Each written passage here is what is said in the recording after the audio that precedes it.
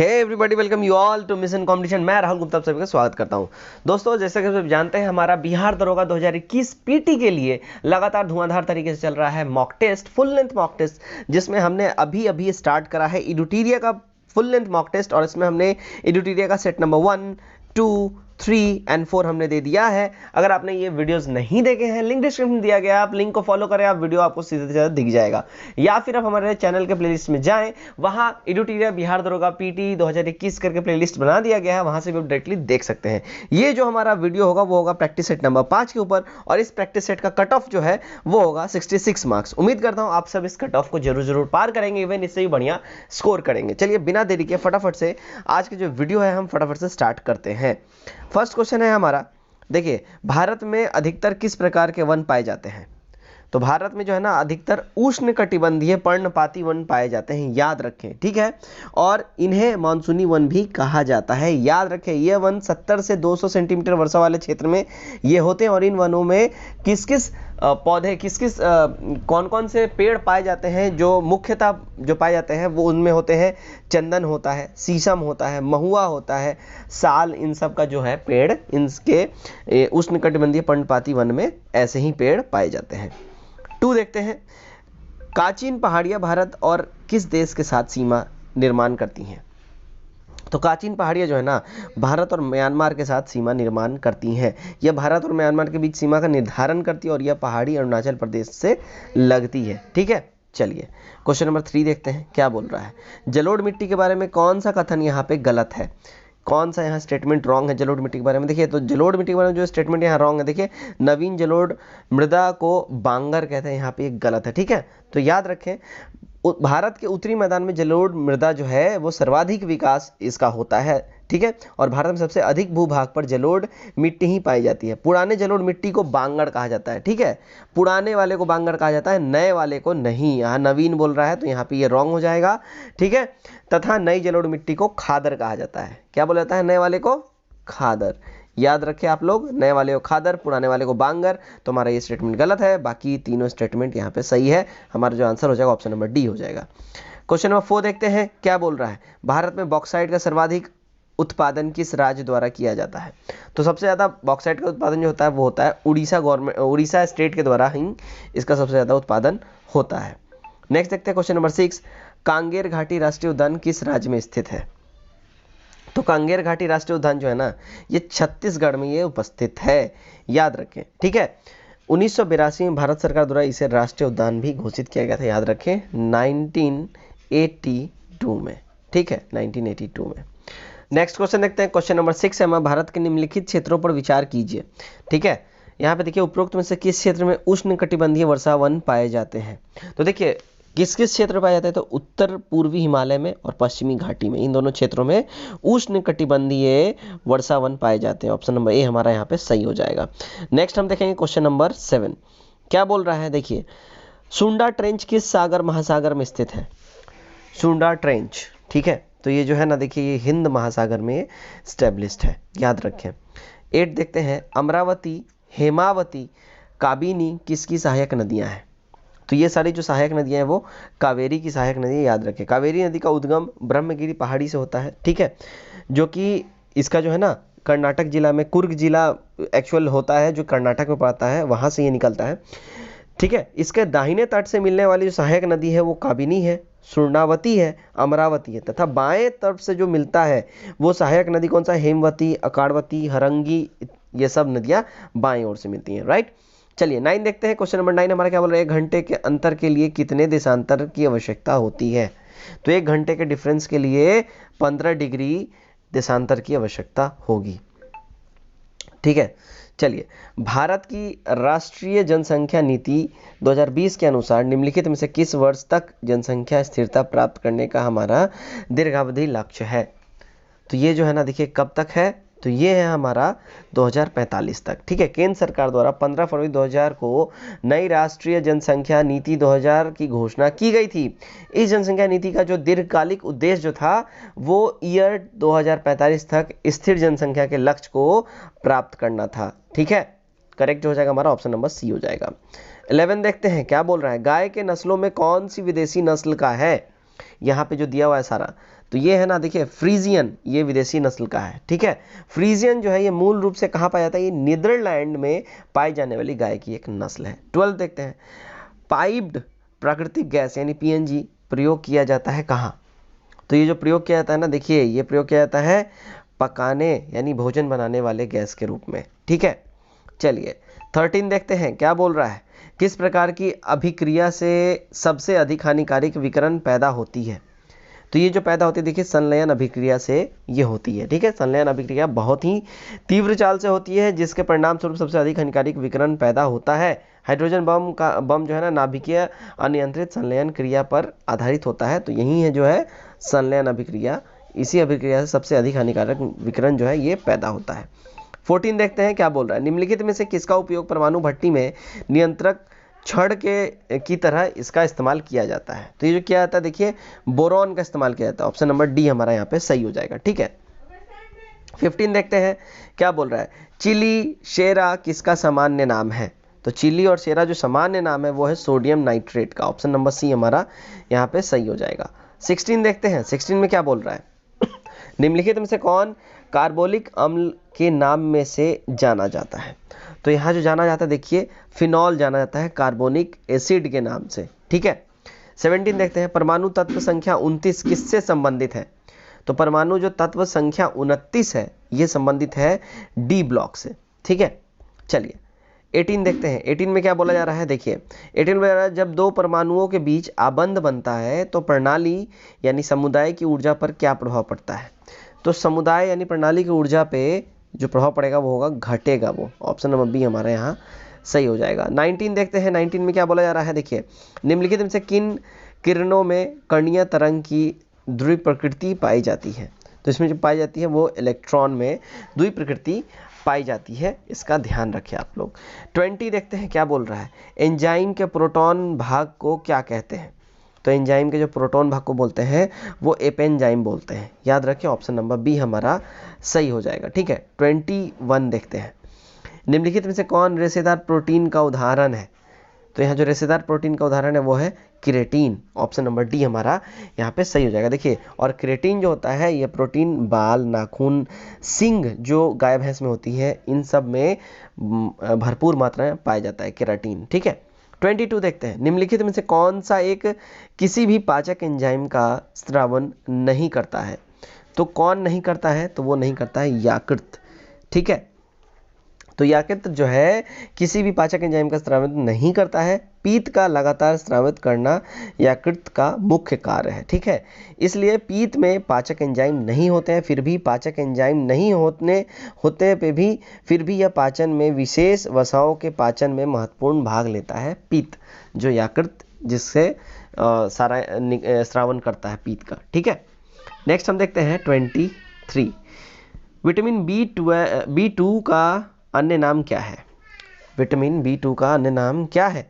तो vitamin B2 का जो अन्य नाम है वो है राइबोफ्लोविन, ठीक है। याद रखें, विटामिन B2 का सूक्ष्म पोषक तत्व है जिसे राइबोफ्लोविन के नाम से, इसका रासायनिक नाम इस नाम से भी जाना जाता है। और ये जो है दूध में, पनीर में, पत्तेदार सब्जियों में, इन सब में विटामिन B2 भरपूर मात्रा में मिलता है। 24 देखते हैं, मूत्र का असामान्य घटक है क्या। तो मूत्र का जो असामान्य घटक है वो एल्ब्यूमिन है, ठीक है। एल्ब्यूमिन है मूत्र का सामान्य घटक। सामान्य मूत्र में क्या पाया जाता है, देखिए 95% ऑफ वाटर उसमें होता है, ठीक है। 95% ऑफ उसमें वाटर होता है। यूरिया 2.6% हो जाता है।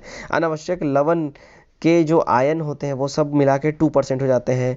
उसके बाद क्रिएटिनिन जो होता है वो 0.3% के आसपास होता है। और जो मूत्र यानी जो टॉयलेट, मानव टॉयलेट जो होता है उसमें एल्ब्यूमिन बिल्कुल भी नहीं होता है। 25 देखते हैं, महारंध्र जो एक द्वारक है निम्न में से कहाँ होता है।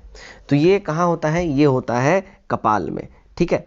26 देखते हैं, मानव रुधिर का पीएच मान कितना होता है। मानव रुधिर का जो पीएच मान होता है वो होता है 7.4।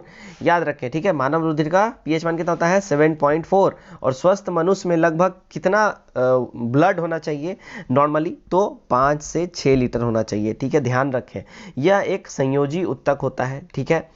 और जिसमें प्लाज्मा कितना होता है 55% होता है और रुधिराणु जो है 45% होता है। ब्लड की बात हो रही है, ठीक।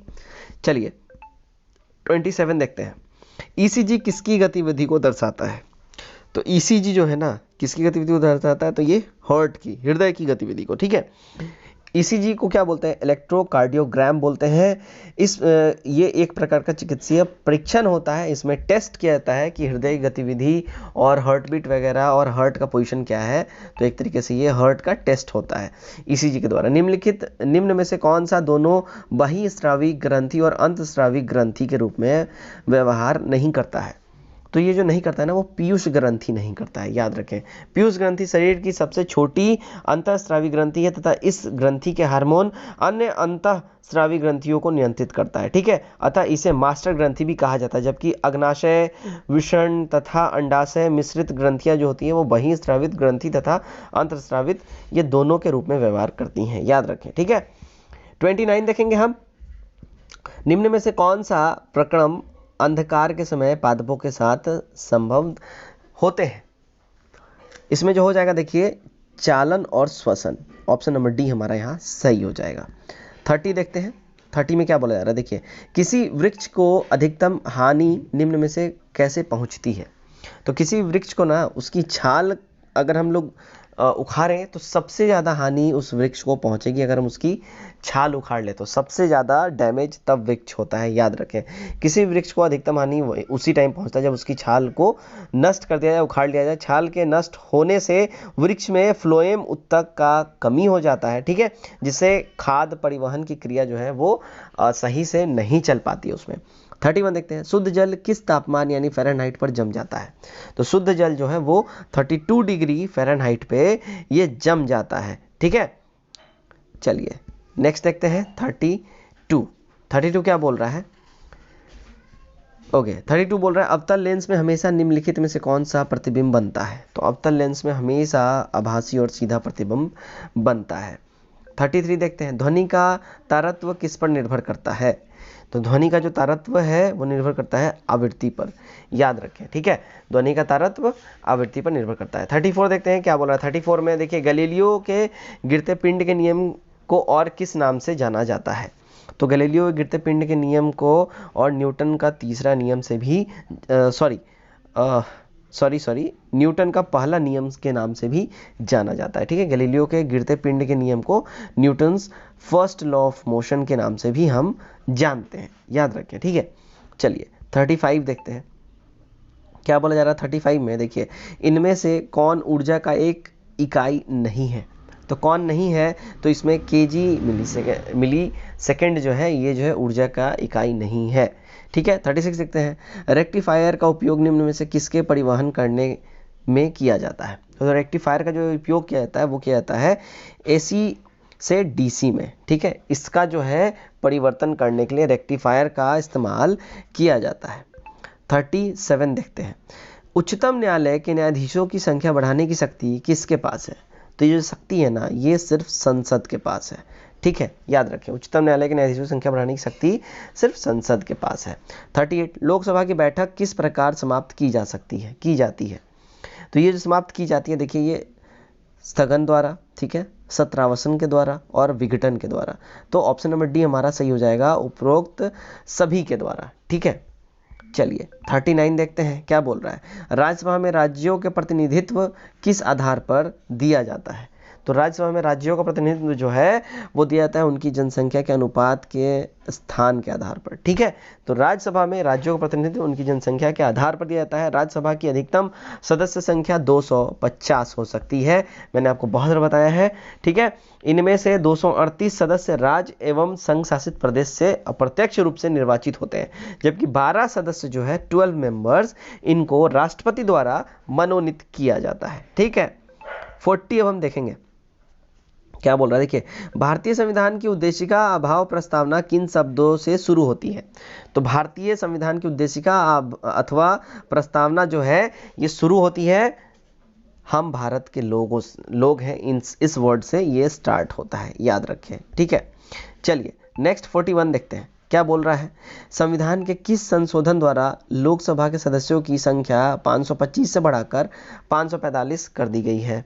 तो ये जो की गई है ना, देखिए 31वां संविधान संशोधन हुआ था उसके द्वारा, ठीक है, 31वां संविधान संशोधन हुआ था, कब हुआ था, तो ये हुआ था 1973 में, याद रखें 1973 में ये हुआ था। इसके तहत लोकसभा की सीटें 525 से बढ़ा के 545 कर दी गई। चलिए 42 देखेंगे अब हम, राज्यों के सीमा क्षेत्र में वृद्धि, कमी, नाम परिवर्तन से संबंधित विधेयक पर निम्नलिखित में से किसकी पूर्व मंजूरी आवश्यक है। तो जो पूर्व मंजूरी, पहली मंजूरी जो आवश्यक है वो है राष्ट्रपति की, ठीक है, ऑप्शन नंबर डी हमारा यहाँ सही हो जाएगा। तो भारत के जो संविधान है उसमें आर्टिकल 3 के अंतर्गत राज्यों के सीमा क्षेत्र में वृद्धि या कमी, नाम परिवर्तन, इन सबसे रिलेटेड बातें कही गई हैं और इसके लिए राष्ट्रपति की पूर्व मंजूरी आवश्यक है। 43 देखते हैं, निम्नलिखित में से कौन सा सही सुमेलित नहीं है। तो यहाँ जो सही सुमेलित नहीं है वो है धर्म की स्वतंत्रता का अधिकार, आर्टिकल 25 से 27, यहाँ पे ये गलत है, 25 से 28 होगा यहाँ पे हमारा सही स्टेटमेंट, ठीक है। तो आर्टिकल 25 से 28 हो जाएगा धर्म की स्वतंत्रता का अधिकार, ठीक है। चलिए अब हम देखेंगे 44, क्या बोल रहा है, उपराष्ट्रपति का पद रिक्त होने पर कितने दिनों के भीतर चुनाव कराना प्रावधान है, चुनाव कराने का प्रावधान है। तो यहाँ जो है ना, देखिए इसमें कोई भी सीमा नहीं दिया गया है उपराष्ट्रपति के पद रिक्त होने पे चुनाव कराने के बारे में। ध्यान रखें, यहाँ राष्ट्रपति की बात नहीं हो रही है, उपराष्ट्रपति की बात हो रही है। अब समझिए आर्टिकल 68(2), आर्टिकल 68(2) में उपराष्ट्रपति के पद की रिक्त होने पर यथाशीघ्र चुनाव कराए जाने का प्रावधान है, ठीक है। इसके लिए कोई समय सीमा नियत नहीं की गई है, ध्यान रखें, ठीक है। आर्टिकल 68(2) में उपराष्ट्रपति के पद रिक्त होने पर यथाशीघ्र, जितना जल्दी हो सके चुनाव कराने का प्रावधान है। इसके लिए कोई भी समय सीमा जो है यहाँ नहीं कहा गया है कि 14 दिन के अंदर हो जाना चाहिए, 5 दिन के अंदर होना चाहिए, 30 दिन के अंदर होना चाहिए, नहीं, जितनी जल्दी हो सके, ठीक है। यथाशीघ्र शब्द का इस्तेमाल किया गया है। कौन सा शब्द, यथाशीघ्र, याद रखें, यथा है ना, शीघ्र, ठीक है, इस शब्द का इस्तेमाल किया गया है। चलिए 45 देखते हैं, क्या बोल रहा है, निम्नलिखित में से कौन सा कथन सही नहीं है, निम्नलिखित में से कौन सा कथन सही नहीं है। तो ये राज्यपाल का वेतन और भत्ते केंद्र की संचित निधि पर भारित होते हैं, ये जो है स्टेटमेंट यहाँ पे सही नहीं है। संविधान के आर्टिकल 155 में, ठीक है, ध्यान से सुने, संविधान के अनुच्छेद 155 के अनुसार राज्यपाल की नियुक्ति राष्ट्रपति करते हैं और राज्यपाल के वेतन और भत्ते राज्य के संचित निधि पर भारित होते हैं, ठीक है। ध्यान रखें, राज्य का जो है, राज्यपाल का वेतन और जो है भत्ते, वो सब राज्य के संचित निधि पर भारित होते हैं, ना कि केंद्र के संचित निधि पे। यहाँ पे ये रॉन्ग है, सी हमारा सही से हो जाएगा आंसर। 46 देखते हैं, निम्नलिखित में से कौन से विशेष राज्य सूची के अंतर्गत आते हैं। कौन आता है भाई, तो यहाँ पुलिस आते हैं, ठीक है। तो शिक्षा, परिवार नियोजन, वन्यजीव तथा वन्यजीवों का संरक्षण इत्यादि सभी जो है संवर्ती सूची के अंदर आता है। संवर्ती सूची से मतलब क्या है, मतलब स्टेट भी प्लस सेंटर भी, ये दोनों जने इस पे कानून बना सकते हैं, ठीक है। लोक सेवा, लोक व्यवस्था, कृषि, पुलिस इत्यादि ये सब राज्य सूची के विषय के अंदर आते हैं, ठीक है, ध्यान रखें। चलिए 47 देखते हैं, क्या बोल रहा है, भारतीय संविधान में अवशिष्ट विषय पर कानून बनाने का अधिकार किसे प्राप्त है। तो ये जो प्राप्त है, देखिए ये प्राप्त है संसद को, ठीक है। 48 देखते हैं, क्या बोल रहा है, राष्ट्रीय नियोजन समिति का गठन किस वर्ष किया गया था। तो राष्ट्रीय नियोजन समिति का गठन जो किया गया था वो किया गया था 1938 में, ठीक है। चलिए गेल की स्थापना किस वर्ष की गई थी। तो गेल की स्थापना जो की गई थी वो की गई थी 1984 में, 1984 में, ठीक है। भारतीय गैस प्राधिकरण लिमिटेड यानी गेल, ठीक है, गेल यानी भारतीय गैस प्राधिकरण लिमिटेड की स्थापना 1984 में किया गया था। इसका मुख्यालय न्यू दिल्ली में है। 50 देखेंगे अब हम लोग। 50 में क्या बोल रहा है भाई, पूर्णतया स्वयं अपनी मांग उत्पन्न करती है, पूर्ति स्वयं अपनी मांग उत्पन्न करती है, यह किस नियम से संबंधित है। तो ये जो संबंधित है, देखिए से का नियम से, ठीक है। से के नियम के अनुसार पूर्ति स्वयं अपनी मांग उत्पन्न करती है, यह नियम वस्तु विनियम और मुद्रा विनियम दोनों पर लागू होता है। 51 देखेंगे, रेखीय समिति का संबंध किससे है। तो रेखीय समिति का जो संबंध है वो है हमारे अप्रत्यक्ष कर से, ठीक। 52 देखते हैं, क्या बोल रहा है, भारत में मौद्रिक नीति कौन निर्धारित करता है। तो भारत में जो है ना मौद्रिक नीति कौन निर्धारित करता है, वो करता है RBI, reserve bank of India, याद रखें।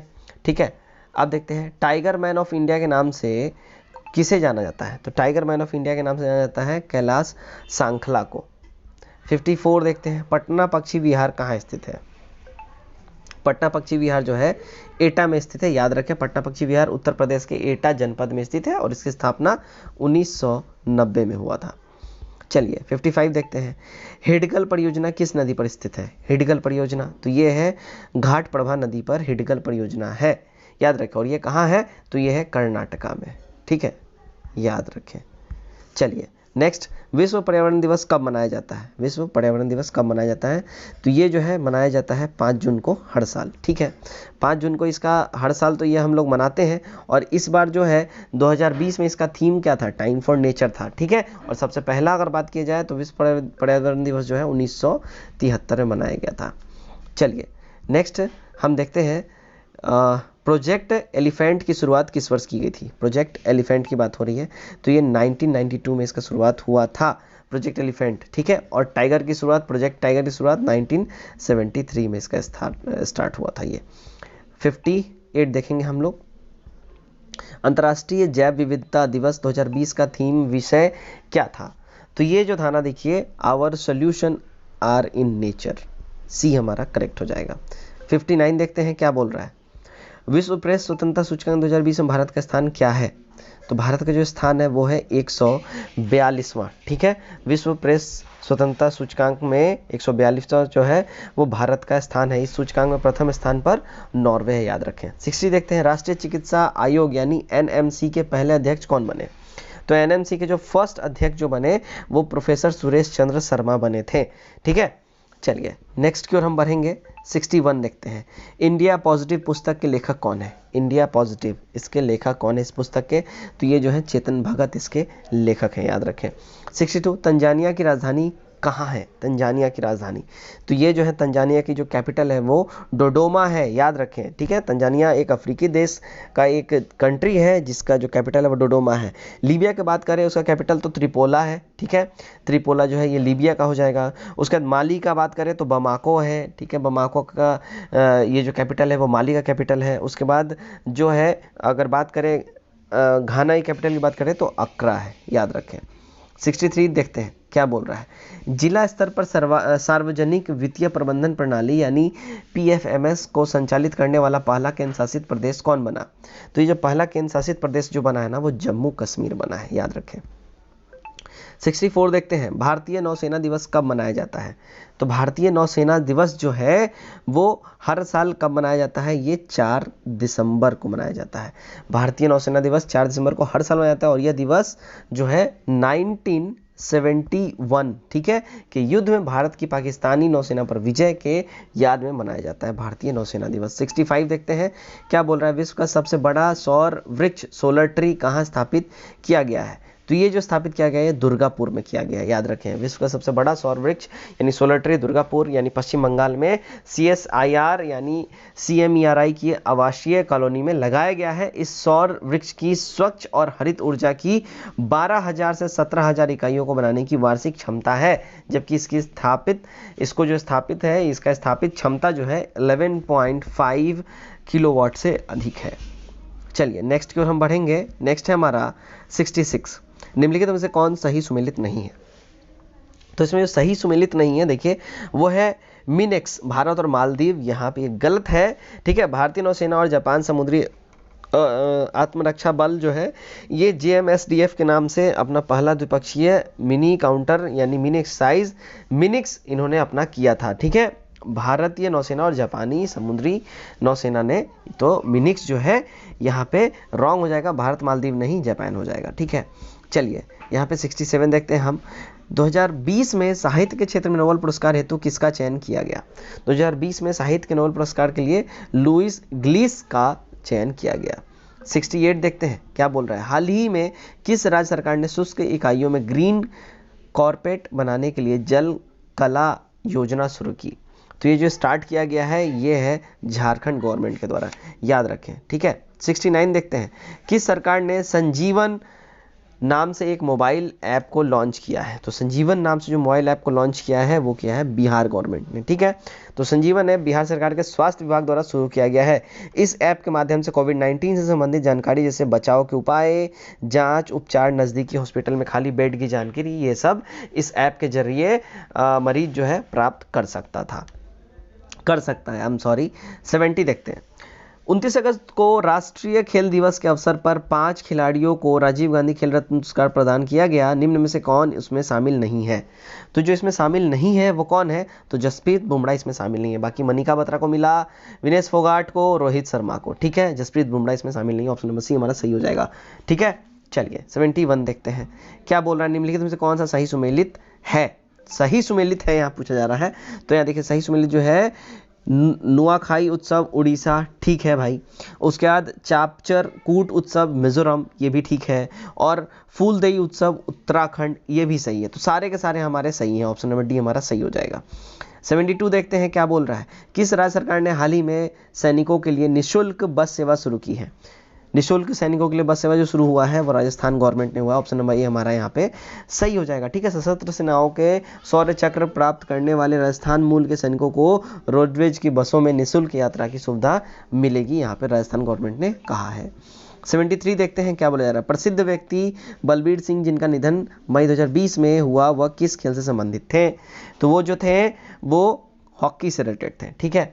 भारतीय वन सर्वेक्षण रिपोर्ट 2019 में 61वीं, जो कि 2019 में 61वीं वन सर्वेक्षण 16वीं वन सर्वेक्षण रिपोर्ट जो आई थी, उसके अनुसार देश में कुल भौगोलिक क्षेत्रफल का वनावरण क्षेत्र प्रतिशत क्या है? तो ये मैंने कल भी बताया है, आप लोगों को ये पता होना चाहिए। तो हमारा जो यहाँ पर करेक्ट हो जाएगा, देखिए 21.67% है, ठीक है। तो भारतीय वन सर्वेक्षण रिपोर्ट 2019 के हिसाब से देश में कुल वनावरण जो है वो 7,12,249 वर्ग किलोमीटर है, जो कुल भौगोलिक क्षेत्र का 21.67% होता है। FSI द्वारा 2 वर्षों के अंतराल पर यह रिपोर्ट प्रकाशित किया जाता है, याद रखें।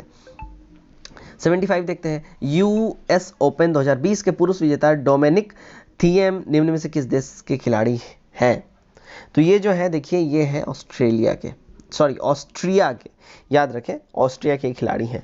अब मैं आपको जो एक क्वेश्चन बार बार पूछा जाता है टेनिस से रिलेटेड कि कौन सा खिलाड़ी किस कंट्री से है, नहीं है। तो देखिए नोवाक जोकोविच जो इतने फेमस है उनका याद रखें वो सर्बिया से हैं। राफेल नडाल ये भी बहुत ही फेमस और बहुत ही दिग्गज खिलाड़ी हैं, ये स्पेन से है। और अलेक्जेंडर जेवरेव जो है ये जर्मनी से हैं, याद रखें, ठीक है। 76 देखते हैं अब हम, क्या बोल रहा है? 72वें गणतंत्र दिवस के अवसर पर किस देश के राष्ट्रपति को अतिथि के रूप में आमंत्रित किया गया है? ठीक है, तो ये जो आमंत्रित किया गया था ये सूरीनाम के राष्ट्रपति को आमंत्रित किया गया था, ठीक है। प्रधानमंत्री नरेंद्र मोदी ने 72वें गणतंत्र दिवस के अवसर पर सूरीनाम के राष्ट्रपति चंद्रिका प्रसाद संतोखी को आमंत्रित किया था और वो आए थे, ठीक है। चलिए 77 देखते हैं, क्या बोला जा रहा है? भारत की पहली सौर आधारित जल पूर्ति परियोजना की शुरुआत किस राज्य में किया गया? तो ये जो शुरुआत किया गया था वो किया गया अरुणाचल प्रदेश में, ठीक है। 78 देखते हैं, विश्व की सबसे बड़ी परमाणु संलयन परियोजना किस देश में स्थापित किया जा रहा है? तो ये जो स्थापित किया जा रहा है वो किया जा रहा है फ्रांस में, याद रखें। विश्व की सबसे बड़ी परमाणु संलयन परियोजना फ्रांस में स्थापित की जा रही है। इसका वजन लगभग 23,000 टन होगा। इसे वर्ष 2025 तक पूरा कर लिया जाने का लक्ष्य रखा गया है। 79 देखते हैं, अंतर्राष्ट्रीय सौर संगठन ISA के लिए अगले 2 वर्षों के लिए अध्यक्ष के रूप में किस देश को चुना गया है? तो ये जो चुना गया है देखिए भारत और फ्रांस, इन दोनों को ही चुना गया है। 80 नंबर देखते हैं, 27वां एपेक सम्मेलन 2020 का आयोजन कहाँ किया गया? तो 27वां एपेक 2020 का आयोजन जो है वो मलेशिया में किया गया है, याद रखें, ठीक है। 27वां एपेक सम्मेलन 2020 का आयोजन मलेशिया में किया गया, जबकि 28वां सम्मेलन जो है इसका आयोजन न्यूजीलैंड में होने वाला है, जो कि 2021 में किया जाएगा, ठीक है। याद रखें एपेक सम्मेलन 2020 का विषय यानी थीम क्या था? तो optimising human potential towards a resilient future of shared prosperity, pivot, prioritise, progress, ये था थीम, ठीक है। चलिए 81 देखते हैं, 81 में क्या बोला जा रहा है? बिहार विधानसभा चुनाव 2020 कितने चरणों में संपन्न हुआ। तो बिहार विधानसभा चुनाव जो है ये 3 चरणों में इसका समापन हुआ। ठीक है, पहला चरण जो हुआ था देखिए इसमें 16 जिलों में ये हुआ था और 71 सीटों पर इसकी वोटिंग हुई थी। ठीक है, सेकंड फेज में जो है ये 17 जिलों में कराया गया और 94 सीटों पर इसकी वोटिंग हुई और थर्ड फेज में 15 जिलों में ये कराया गया और 78 सीटों पर इसकी वोटिंग हुई, याद रखें। चलिए ठीक है, तो 3 चरणों में इसका हुआ था। 82 देखते हैं, 82 में क्या बोला जा रहा है। देखिए कोविड-19 के कारण मास्क को अनिवार्यता को लेकर कानून बनाने वाला देश का पहला राज्य कौन बना? तो ये जो बना देश का पहला राज्य वो है option number D, Rajasthan. Next question हमारा क्वेश्चन नंबर 83, कठोपनिषद का संबंध किस वेद से है? तो कठोपनिषद का जो संबंध है वो हमारा है यजुर्वेद से। देखिए अब यजुर्वेद से सिर्फ कठोपनिषद का ही नहीं, बृहदारण्यक ये भी एक ग्रंथ है, इसका भी है, ईशोपनिषद का भी संबंध यजुर्वेद से है। ठीक है, 84 देखते हैं, वैशेषिक दर्शन के प्रतिपादक कौन थे? तो वैशेषिक दर्शन के जो प्रतिपादक थे वो थे कणाद मुनि। ठीक है, अब देखिए सांख्य दर्शन की बात की जाए तो ये कपिल मुनि थे, योग दर्शन की बात की जाए तो पतंजलि थे, न्याय दर्शन की बात की जाए तो गौतम ऋषि थे और पूर्व मीमांसा दर्शन की बात की जाए तो ये जैमिनी थे। 85 देखते हैं, किस मगध सम्राट को कुणिक कहा जाता था? तो जो मगध सम्राट जिनको कुणिक कहा जाता था वो है अजातशत्रु। ठीक है, अजातशत्रु को कुणिक के नाम से भी जाना जाता था और इनका कार्यकाल कब से कब तक था? तो 492 से लेके 460 ईसा पूर्व तक, याद रखें। और यह अपने पिता बिंबिसार की हत्या करके राजगद्दी पे बैठा था। 86 देखते हैं, हर्बे सर्ब नामक जो सिंचाई कर है, हर्बे सर्ब नामक सिंचाई कर को किसने लगाया था? तो हर्बे सर्ब नामक सिंचाई कर को जो है ना फिरोज तुगलक ने लगाया था। ठीक है, और ये जो है उपज का लगभग 1/10 भाग लिया जाता था। ठीक है, 87 देखते हैं, किस सूफी संत का आदि ग्रंथ में भी जिक्र किया गया है? तो जो सूफी संत का आदि ग्रंथ में भी जिक्र किया गया है वो है बाबा फरीद, ऑप्शन नंबर बी हमारा हो जाएगा। ठीक है, तो प्रसिद्ध सूफी संत बाबा फरीद से गुरु नानक काफी प्रभावित हैं और इसलिए आदि ग्रंथ में बाबा फरीद का जिक्र किया गया है तथा उनके शिष्यों का संकलन भी इस ग्रंथ में समाहित किया गया है। 88 देखते हैं, क्या है 88? तो किस युद्ध को जीतने के बाद बाबर ने गाजी की उपाधि ग्रहण की थी? तो बाबर ने जो गाजी की उपाधि ग्रहण की वो खानवा का युद्ध जीतने के बाद की थी। ठीक है, तो खानवा का युद्ध कब हुआ था? तो ये हुआ था 17 मार्च, याद रखें डेट को, 17 मार्च है ना 1527 में। ठीक है, मेवाड़ के शासक राणा सांगा और बाबर के बीच में इसका युद्ध हुआ था और इस युद्ध में बाबर विजयी हुआ था तथा इसी के बाद इसने अपनी गाजी की उपाधि धारण की थी। 89 देखते हैं, किस मुगल शासक को अंग्रेजों ने तुरंत निर्वासित कर दिया था? तो अंग्रेजों ने तुरंत जो निर्वासित किया था वो बहादुर शाह सेकंड को किया था। ठीक है, बहादुर शाह सेकंड अंतिम मुगल शासक या बादशाह इसको आप कह सकते हैं। यह एक प्रसिद्ध शायर था इसलिए इसे जाफर भी कहा गया है। ठीक है, और 1857 में विद्रोहियों का साथ देने के कारण अंग्रेजों ने उन्हें गिरफ्तार कर रंगून भेज दिया जहां 1862 में उसकी मृत्यु हो गई। 90 देखते हैं, 90 में क्या बोला जा रहा है? द्वितीय आंग्ल मैसूर युद्ध किस संधि के तहत समाप्त हुई थी? तो द्वितीय आंग्ल मैसूर युद्ध जो है ये मैंगलोर की संधि के बाद जो है ये समाप्त हुआ था। ठीक है, इसमें हैदर अली की हार हुई थी तथा मैंगलोर की संधि के बाद जो है ना संधि के द्वारा यह युद्ध समाप्त हुआ था और इस समय गवर्नर कौन था? तो वॉरेन हेस्टिंग था मैंगलोर की संधि के समय। 91 देखते हैं, किस वर्ष भारतीय राष्ट्रीय कांग्रेस का अधिवेशन बिहार के बांकीपुर में आयोजित की गई थी? तो भारतीय राष्ट्रीय कांग्रेस का जो आयोजन है वो बिहार के बांकीपुर में 1912 में इसका आयोजन किया गया था। 27वां कांग्रेस अधिवेशन ये था और 1912 में बांकीपुर में इसका हुआ था और इसके अध्यक्ष की बात की जाए तो RN माधोलकर इसके अध्यक्ष थे। ठीक है, बांकीपुर में। 92 देखते हैं, लैंड होल्ड सोसाइटी की स्थापना किसके द्वारा की गई? लैंड होल्ड सोसाइटी, तो इसकी जो स्थापना हुई थी वो द्वारिका नाथ टैगोर के द्वारा इसकी स्थापना 1838 में की गई थी। 93 देखते हैं, मॉन्टेग्यू घोषणा को किस भारतीय ने सूर्यविहीन उषा काल कहा था? तो सूर्यविहीन उषा काल जो ये कहा गया था वो बाल गंगाधर तिलक के द्वारा कहा गया था। मॉन्टेग्यू की घोषणा 1917 में इसकी घोषणा हुई थी मॉन्टेग्यू की। ठीक है, और इस घोषणा को भारतीय उदारवादियों ने मैग्ना कार्टा की संज्ञा भी दी है लेकिन बाल गंगाधर तिलक ने इसे सूर्यविहीन उषा काल कहा था। ठीक है, 94 देखते हैं, 1937 के प्रांतीय चुनाव में कांग्रेस पार्टी का चुनाव चिन्ह क्या था? तो 1937 का जो प्रांतीय चुनाव हुआ था उसमें जो है कांग्रेस पार्टी का चुनाव चिन्ह पीला बक्सा था, याद। नेक्स्ट क्वेश्चन है क्वेश्चन नंबर 95, दिए गए पुस्तक और उनके लेखक का सही मिलान करें। ठीक है, ठीक है। तो यहाँ जो सही हमारा जो मिलान हो जाएगा, देखिए आनंद मठ की हम बात कर लें तो आनंद मठ जो है बंकिम चंद्र चटर्जी, ठीक है, और 4 हमारा सही हो जाएगा। अभ्युदय जो है, अभ्युदय मदन मोहन मालवीय हमारा सही हो जाएगा, ठीक है। और उसका बाद ब्रोकन विंग जो है, ब्रोकन विंग सरोजनी नायडू सही हो जाएगा। और इंडिया टुडे रजनी पामदत्त, ठीक है। तो हमारा जो इसका इसमें जो सही कूट बैठता है वो हो जाएगा ऑप्शन नंबर सी, ठीक। चलिए 96 देखते हैं। रेशम रुमाल षड्यंत्र किससे संबंधित है? रेशम रुमाल षड्यंत्र जो है किससे संबंधित है? तो ये जो है ना मौलवी उबैदुल्लाह संधि से ये संबंधित है, ठीक है। रेशम रुमाल षड्यंत्र वे खुदाई सेना के संबंधित ये थे, मौलवी अब्दुल्ला सिंधी, ठीक है। चलिए 97 देखते हैं। प्रथम 10 पूर्ण संख्या के घनों का योग क्या होगा? देखिए यहाँ से कुछ मैथ क्वेश्चन है तो इसका मैं फटाफट आपको आंसर दे दूंगा, आप इसके स्क्रीनशॉट लें आंसर्स के और खुद से जरूर सॉल्व करें। तो प्रथम 10 पूर्ण संख्या के घनों का जो योग हो जाएगा वो हमारा ऑप्शन इसमें हो जाएगा 2025, ऑप्शन नंबर ए हमारा सही हो जाएगा, ठीक है। 98 में देख लेता हूँ। 11 संख्याओं का औसत 35 है। यदि प्रथम 6 संख्याओं का औसत 32 हो तथा और अंतिम 6 का औसत 37 हो तो छठी संख्या क्या होगी? तो जो छठी संख्या हो जाएगी वो 29 हो जाएगी, ऑप्शन नंबर बी हमारा सही हो जाएगा।